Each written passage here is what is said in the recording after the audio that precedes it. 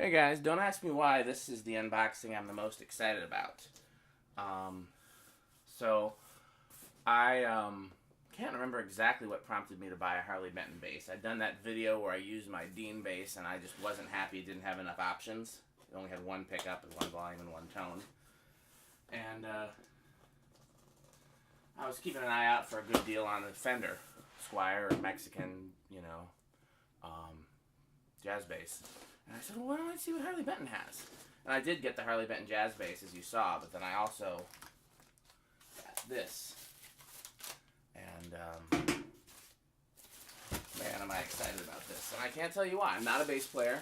I play bass once in a blue moon. But for whatever reason, this has really got me going. Maybe because it's so beautiful? Look how beautiful that is. That is a beautiful piece of wood. It's heavy. I'll tell you one thing about the Harley Benton stuff. They don't pick the lightest piece of wood. 2 separate battery slots for 9-volt batteries. 1 whole piece of wood. Action on this is much higher than on the J bass. This one looks like the action might need to come down a little.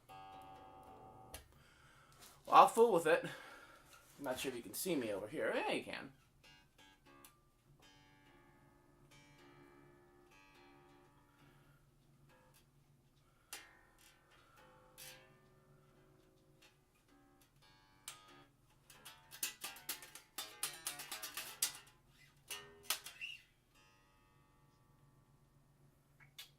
I wonder why this is so much higher.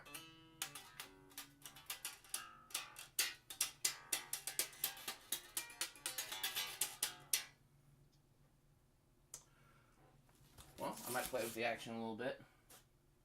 A lot of ways to adjust it. A lot of knobs. It says a sign that says active. No damage that I can see, no noticeable flaws. Okay, well, we'll do some demonstration videos coming up. Thanks for watching.